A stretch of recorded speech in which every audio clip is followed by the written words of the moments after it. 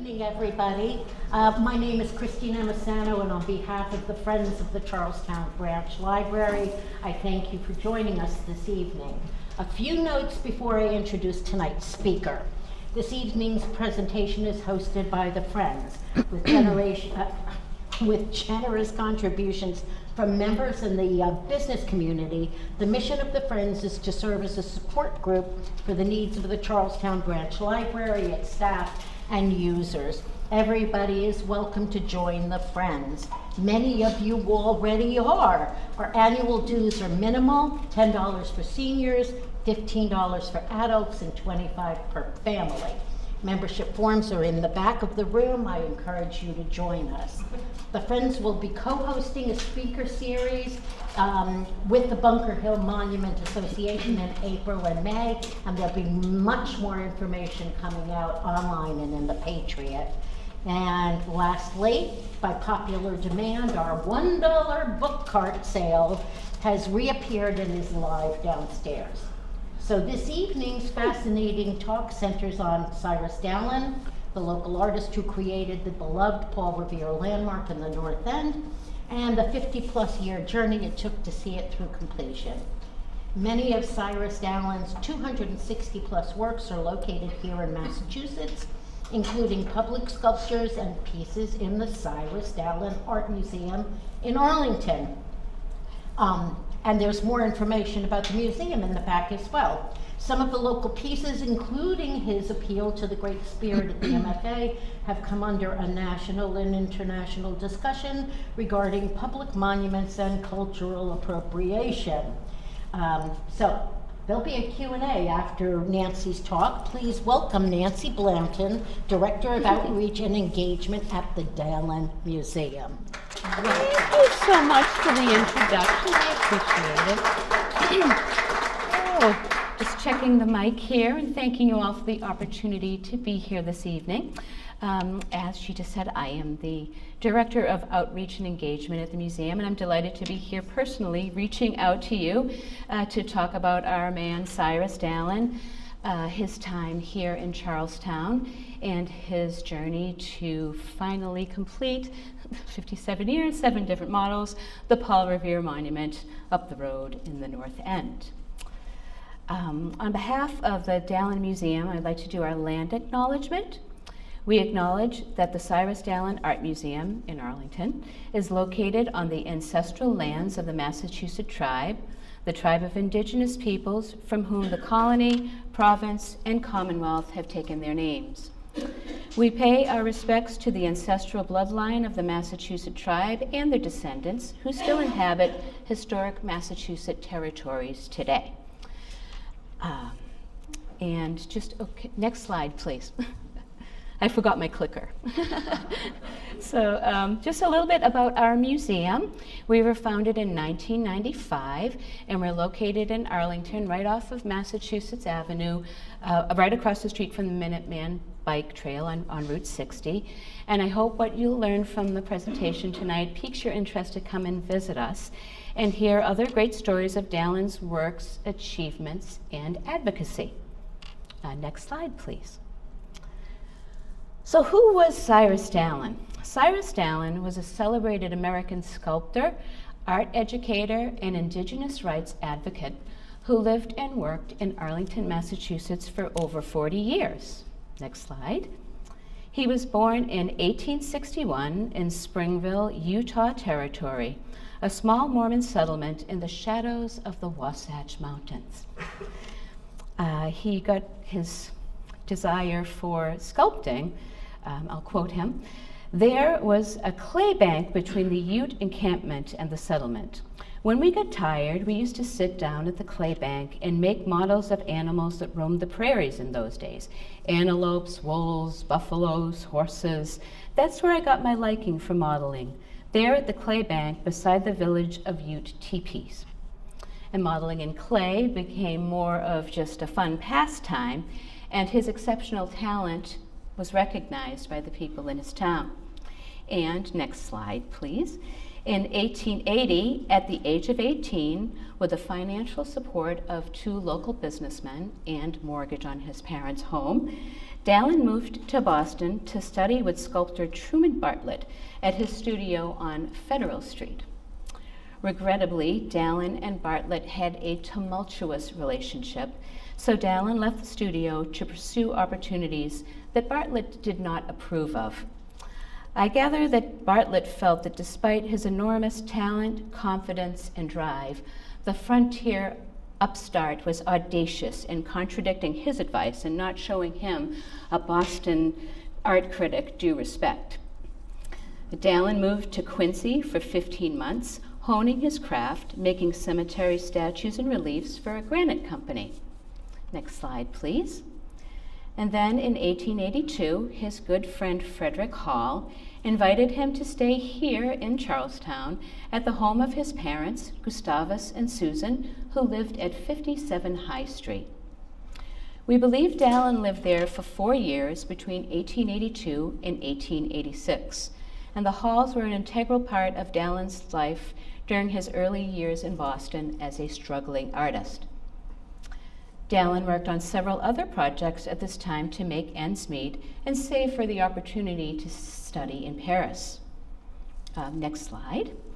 One such project was his first paid commission, for which he earned a whopping $2, a seal for the Massachusetts Charitable Mechanics Hall. And next. He worked at the Boston Terracotta Company, making architectural tiles. And using salvaged material, he produced copies of the Algerian Panther by Antoine Louis Barye, a French sculptor whose work he admired. He sold these casts for $10 each, and according to the inflation calculator that I ran the other day, the sale price of $10 in 1882 equates to $320.79 today, which I think is a pretty reasonable cost for a Dallin original. Next slide, please.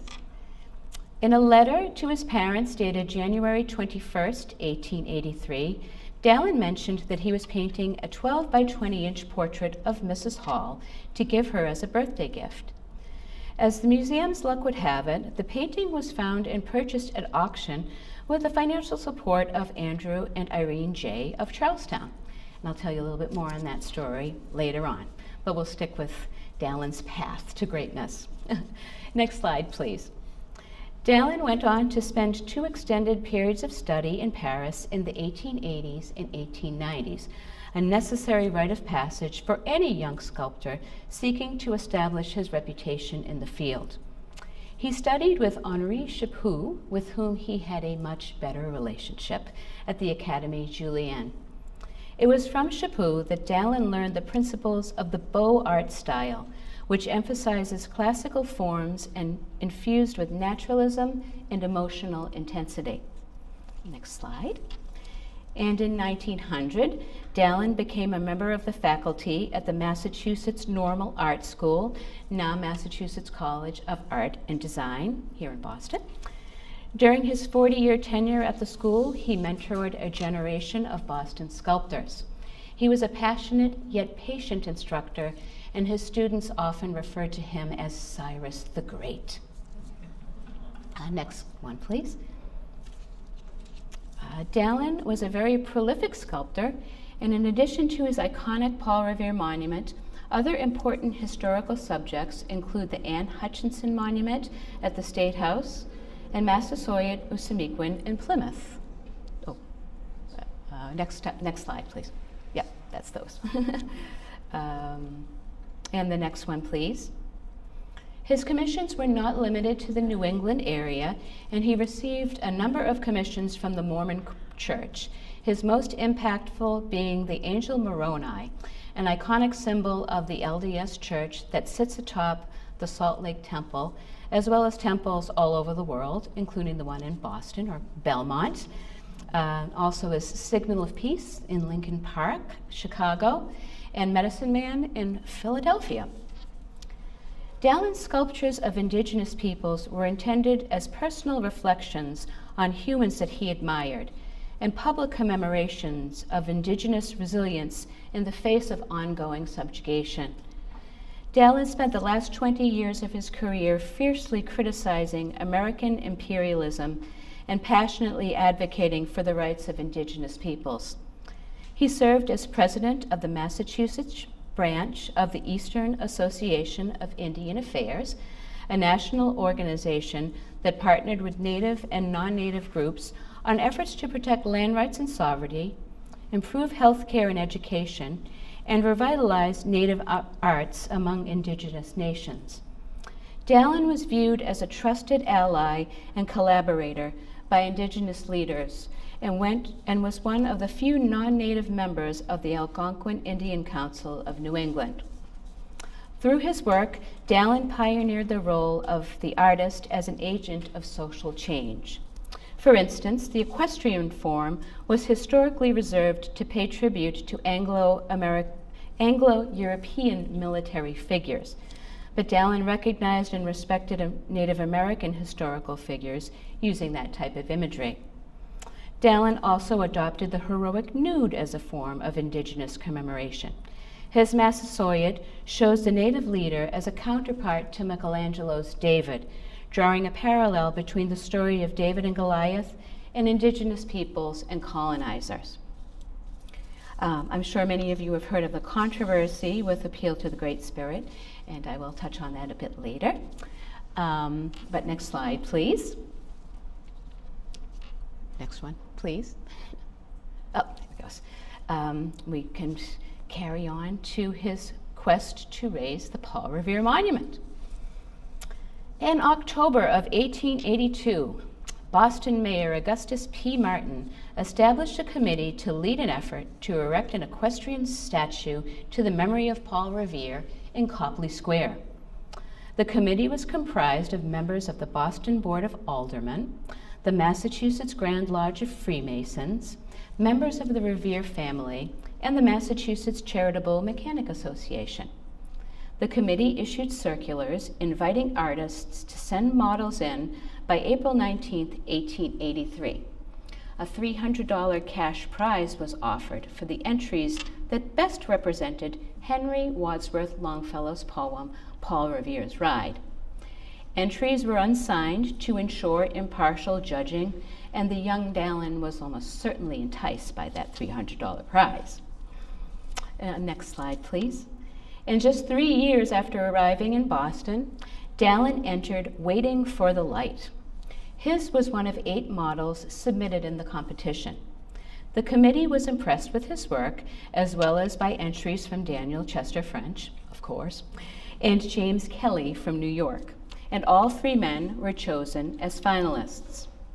But when it was revealed in the press that a 21-year-old novice from the West was a chosen contender for this important commission over more established contenders, Bostonians were incredulous, and Dallin found himself the target of such critical characterizations as Utah's cowboy sculptor and the youth from the godless Mormon city of Salt Lake.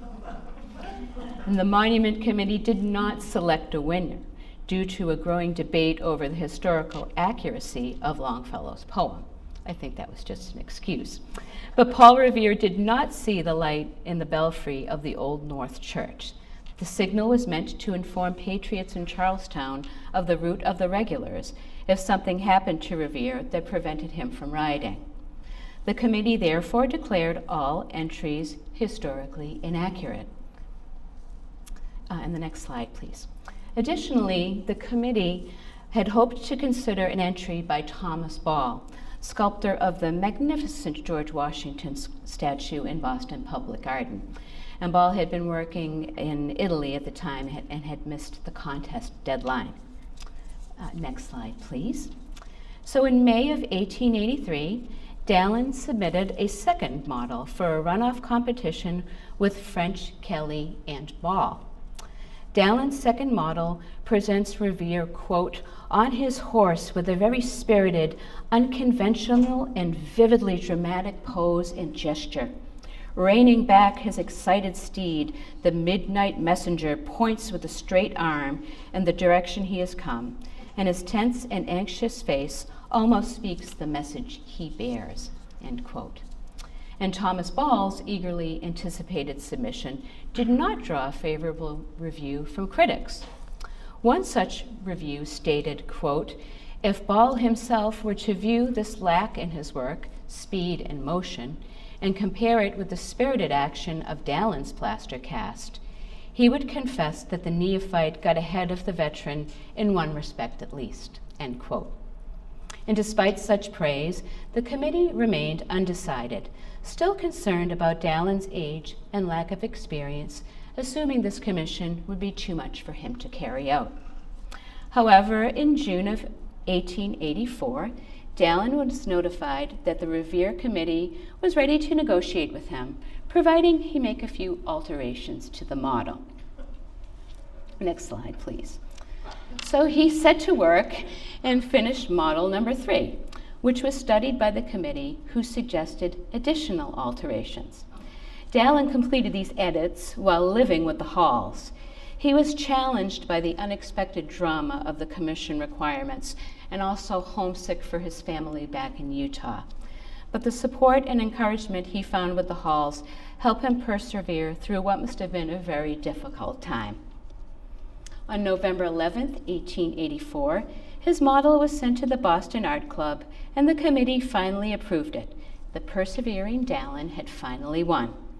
Unfortunately, the announcement in the Boston Evening Transcript said that Charles E. Dallin was a successful artist. The next slide, please. And wonderful reviews of Dallin's model were printed in Boston's newspapers. "The horse is marvelous. The pose is splendid," said the Boston Herald. "It must be said to represent in a deeper sense the fire, enthusiasm, and patriotism of the Revolution," said the transcript. "And we think Mr. Dallin has comprehended the spirit of the incident, expresses its picturesque phase well, and has given us a dashing work, not especially learned, not too profound, but effective and enthusiastic," said the Boston Advisor. Next slide, please. Praise of the model came also from renowned Daniel Chester French, whose wife described Dallin's mixed emotions in winning the commission. She stated in her book, Memories of a Sculptor's Wife, quote, "He seemed somewhat overwhelmed by the fact that he was not an Easterner, that he knew he would be looked upon as an outsider. He went down to his studio the next morning somewhat discouraged and blue. But the first thing he saw was a small note pushed under the door. It was from Dan French saying, 'I congratulate you. Yours was by far the best model, and I'm glad you won.' Dallin and French would become and remain friends, and Dallin sought and appreciated French's creative eye in works such as Appeal to the Great Spirit." All right, next slide, please. Dallin was to receive $25,000 and 2 years to complete the project. He signed the contract and returned it, but by some oversight of the committee, Mayor Martin failed to sign the contract, rendering it invalid until July 4th of 1885. Martin was not reelected to office, so on July 4th of 1885, an updated revised agreement for the statue was signed by Mayor Hugh O'Brien and Dallin. Unfortunately, such revisions to the contract included loopholes that might limit the sculptor's artistic freedom, provided no city funding for the pedestal, and included a clause releasing the mayor and committee members from personal responsibility should their fundraising effort fail. This new contract brought unexpected opposition rather than fresh hope. And early accounts mention only that the Revere project due to lack of funds, but later sources revealed that the public confidence for the project declined after a disparaging letter from Dallin's former teacher, Truman Bartlett, was printed in the Boston Transcript. In the letter, Bartlett severely criticized Dallin's model, declaring, quote, "an impossible man on an impossible horse," end quote, and protested against the award of the commission to such a youthful and inexperienced sculptor. And without much excuse or explanation, the committee practically scrapped the whole project. Next slide, please. In 1892, after returning from an extended stay in Paris, Dallin was devastated to learn that his award-winning third model had disappeared from the gallery where it had been exhibited. He then completed a fourth model. According to Dallin biographer Ralph Francis, this model showed, quote, a maturity of modeling and surface design that reflects Dallin's European training, end quote. And while the model was well received in the press, the monument project continued to lack leadership and political will. Next slide, please.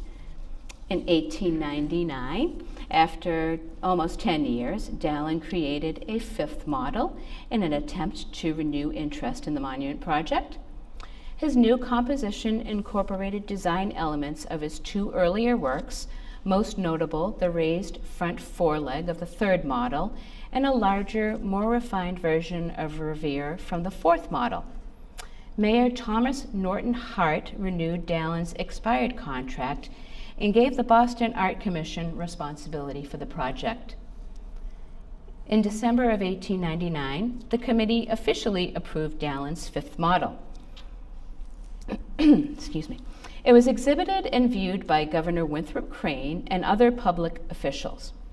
It received a glowing review from the Boston Transcript asserting that Dallin, quote, never ceased to improve upon his original work, working on it in season and out, and remodeling it at least 5 times until, in the judgment of experts, he made of it a plaster well worthy of a prominent location in Boston, end quote. In 1900, a newly formed monument committee issued a public appeal to citizens of Boston to help raise $20,000 to fund it. The effort was unsuccessful, and the project languished once again. Meanwhile, in 1907, Dallin contracted with P.P. Caproni and Brother, a Boston plaster casting company, to sell reproductions of the model in various sites to collectors and educational institutions. Can you go to the next one, please? Okay. The Dallin Museum is proud to exhibit a plaster model of 5 in our Historical Figures Gallery, and we also have a new bronze number 5 outside in our very own recently completed mini Prado.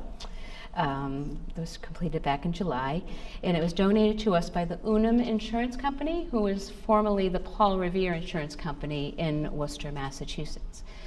Their owner was a big Paul Revere fan, and he had this lovely piece that they offered to us. We are thrilled to have it, and we hope you come by and see it. Next slide, please. Thank you. Now, I know I've been going on for a while, but imagine how Dallin must have felt. Oh, thank you. Thank you. You're so nice. Sorry, thank you. I have been going on. It's a lot. I'll put this over here near his beret. Thank you, Mary.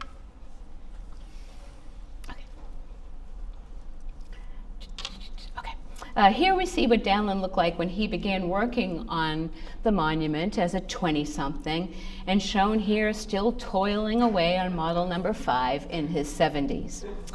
In later years, Dallin reflected upon the frustration he had with the competition and noted, quote, I was disappointed but not defeated.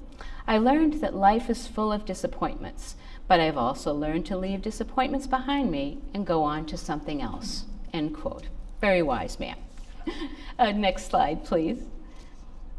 In the early 1930s, 3 decades later, Dallin once again sought to revive the project by creating a 6th model, which he exhibited at the R.H. White department store on Washington Street in Boston. And with the exception of Revere's full billowing cape, this model is best described as a mixture of elements from his previous designs. The statue received national attention in the press, but Boston officials made no attempts to revive the long-stalled project. Just over here on, oh, sorry, can you go back to that one? Yeah, thank you. This picture on the right is, we are thrilled. We recently added this rare master plaster to our collection. It is cast and hand corrected by Dallin himself, and its location was unknown for decades and thought to be lost. But in 2022, a man named Stan Sachs contacted the museum. He had come into possession of this piece. It had been gifted to his father by a friend who found it in a building that he owned in the North End, just in the basement of a building, and he generously presented it to us on long-term loan. So for the first time ever, we have the sixth and the fifth side by side for viewing, comparing, and contrasting. And we like to see what people think about Dallin's subtle and not so subtle changes between the two pieces. So, next one, please. Very quickly, we'll take another look at Model 3 because Dallin came across a photo of his long-lost model while going through his recently deceased friend Frederick Hall's things. And the discovery prompted him, now in his 70s, to reflect on the important achievement of his youth. Next slide. And as you can imagine, he began working on a seventh model, and he unveiled it with an appeal to Boston Mayor Frederick Mansfield and trustees of the George Robert White Fund to support the effort. The White Fund is a trust left to the city of Boston to support beautification projects and still exists. While Mansfield made a promise that the monument would be erected, the White Fund determined that the monument did not comply with the provisions of the trust and declined to support it. And at this point, Dallin took matters into his own hands. And with the help of his son Lawrence, he set to work on a full-sized, heroic scale rendering of the statue in clay at his own expense in his studio in Arlington. The work took him 4 months to complete and required 3 tons of clay, some of which was hastily obtained by the sculptor's devoted students at Mass School of Art. His wife Victoria described the ordeal, quote, "For months he toiled, handling great quantities of clay, going up and down a ladder day after day, morning till night, working with feverish intensity. The cost of such mental and physical exertion for a man in his 70s was tremendous, and Dallin was a wreck after the model was completed," end quote. The 10.5-foot statue was subsequently exhibited at the Boston Historical Society and began a public campaign to pressure city officials to act. In 1936, the design received approval of the Boston Art Commission. P.P. Caproni and brother reproduced the equestrian in plaster with a faux bronze patina and displayed it in their Washington Street gallery. However, funding was still an issue.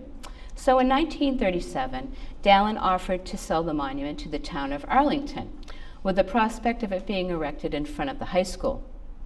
Pressure over the possibility of losing the monument may have motivated Boston officials to fundraise more aggressively. Next slide, please. Dallin allowed the city of Boston to exhibit the plaster equestrian on the Esplanade during Art Week.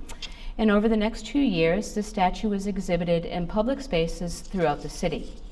In this photo here, we have left to right, there's Cyrus Dallin, a police lieutenant Thomas Harvey, a Governor Hurley, and a young Paul Revere Arhamer, who's a great-great-great-grandson of Paul Revere, and Elliot Wadsworth, president of the Boston Chamber of Commerce. Next slide, please.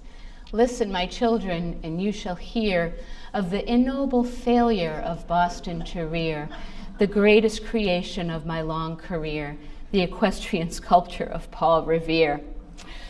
In the fall of 1939, Dallin reached out to Mayor Tobin and the White Fund for funding once again. This time, the request for support took the form of his parody of Longfellow's poem, Paul Revere's Ride. I invite you to visit our YouTube channel. Our museum founder, the late, great James McGuff, recites this poem better than anybody can, and we have a wonderful video of him doing so.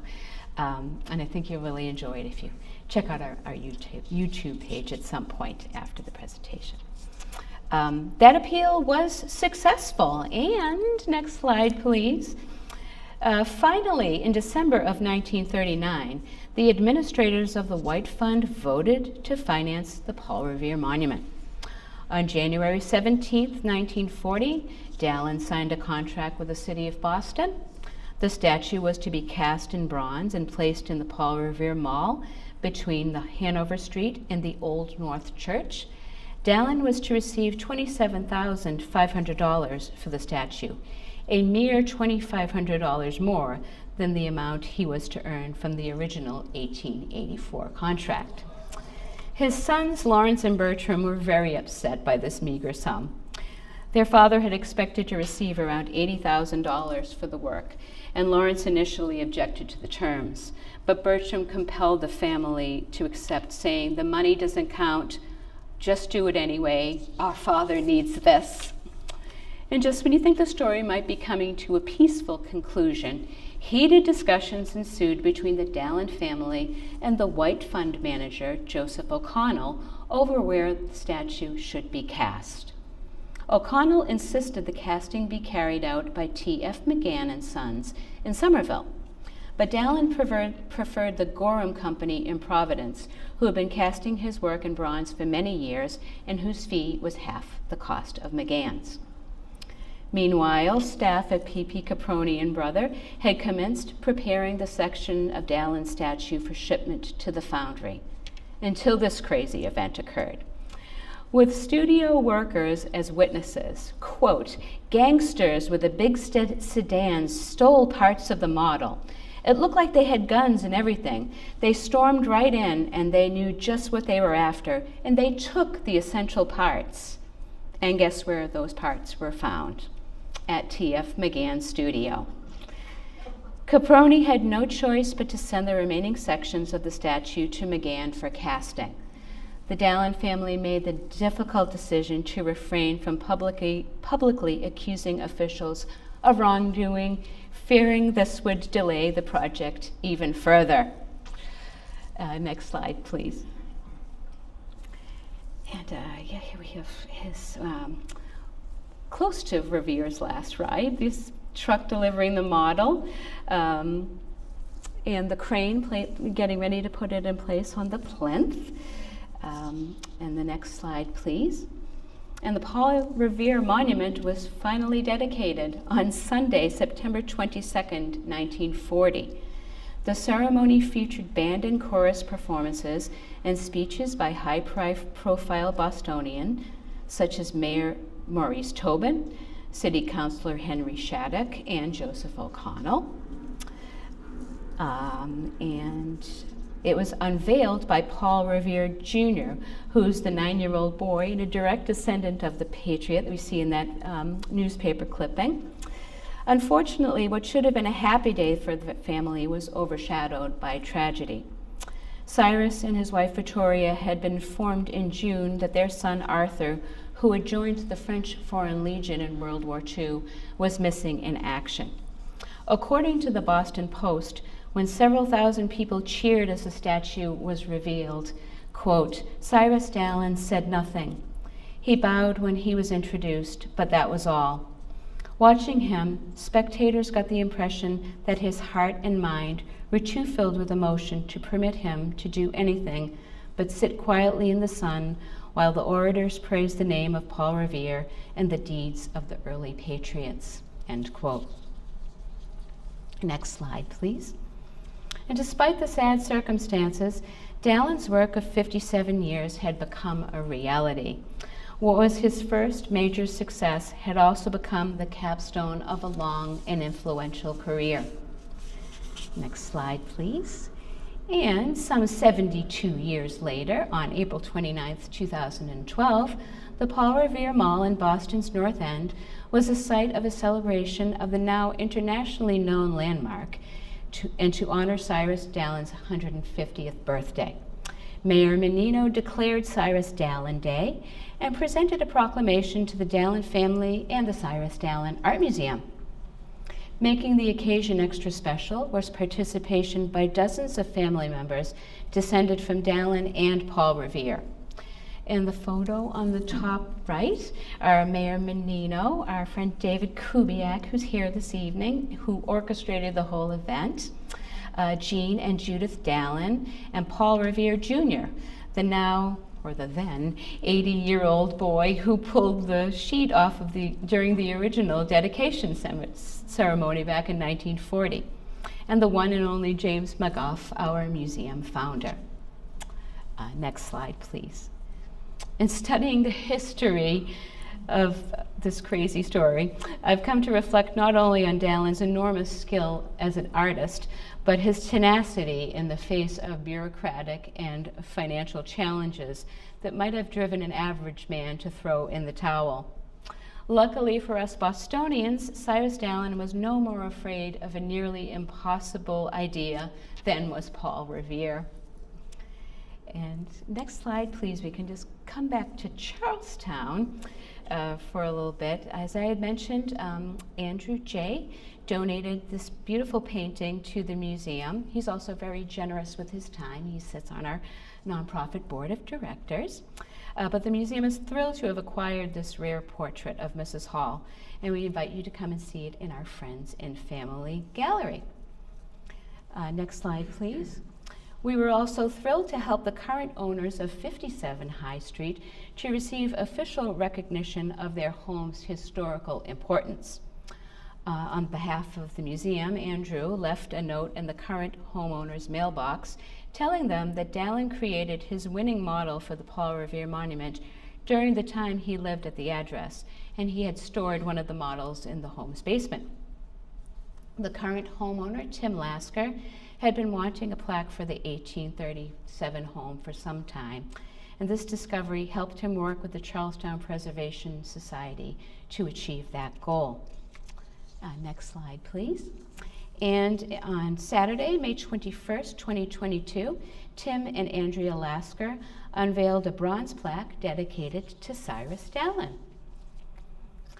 The Laskers were also very kind to show us the spot in their home where they believe Mrs. Hall sat for the 1884 portrait. It was really very special, and we appreciate the collaboration. And that is the end of my Paul Revere and Hall connection story, but I'm sure, next slide please, many of you have heard about the appeal, the controversy with appeal to the Great Spirit. And I just wanted to say on behalf of the museum that we respect all reasonable viewpoints on appeal and value the important conversation the statue evokes about race and representation, indigenous erasure, and colonialism. Responses to appeal vary among indigenous viewers. Some see it as humanizing and respectful image that elevates indigenous spirituality, while others validly feel that the statue promotes harmful stereotypes and does not accurately represent the people of the Northeast Woodlands.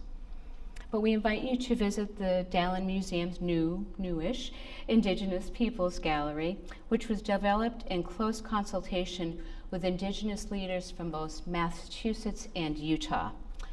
The exhibit explores Dallin's representations of Indigenous peoples within the context of his own time, intentions, and work as an Indigenous rights advocate, while also centering the experiences, histories, and cultures of Indigenous people of the past and present.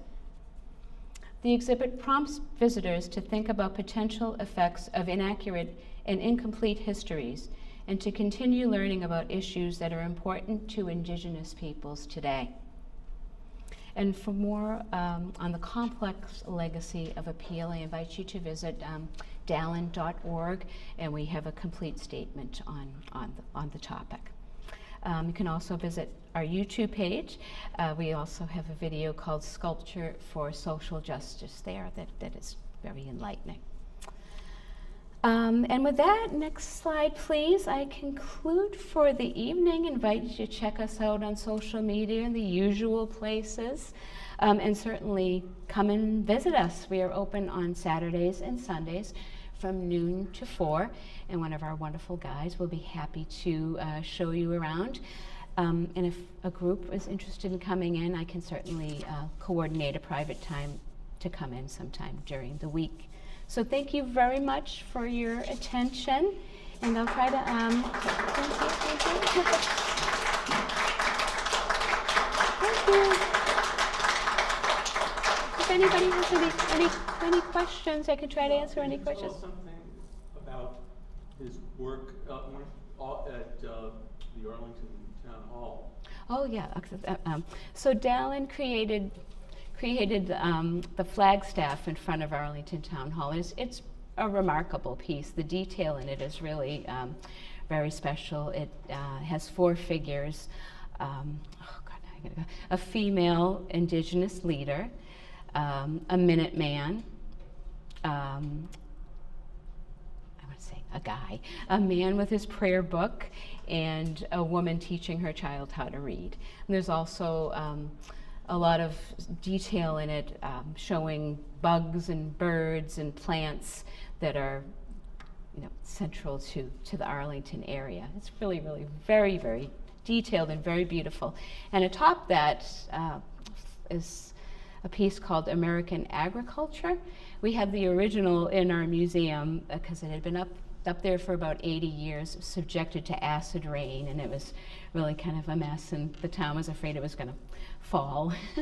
So they've replaced it with a resin replica.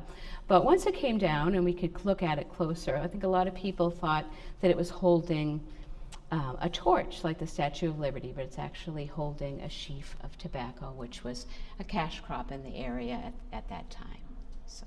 And then the one on the top of the knoll on the side. Oh yes, so Menominee Hunter is my personal favorite work of Dallin's. It is, I wish I had a picture of it. It's an Indigenous figure. It's placed at the top of a water feature, and he's stopped, bending down to get a drink of water. He's got his long bow, and next to him, his kill, there's a goose. It's a beautiful piece, and it's there in memory of the Robbins family, who dedicated so much time and funding to the town of Arlington, their library and schools, and a lot of other important organizations. Yes. So when these were sculpted out of clay and then hardened, because it looked like some of the things that were put on exhibition, you said were still plaster? Oh, the Paul Revere's. Yeah, I'm not exactly sure what the process is for the ones that were out on display, like on the Esplanade, but most of the other ones were just made out of clay, and that's why 1, 2, and 3, I think, were just scrapped. He might have even used them to make consequent models. But were they life-size? Were the original? They were not. No, they were not. Okay. They were just models, small models.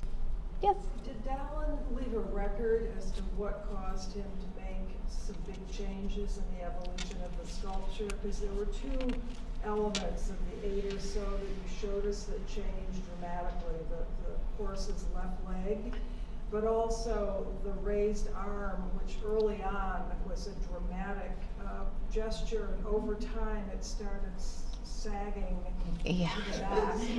Yeah, he did not leave a written record about that. I personally like 2 and 3, the ones that are that show that. Yeah. But I don't know. Speed in that.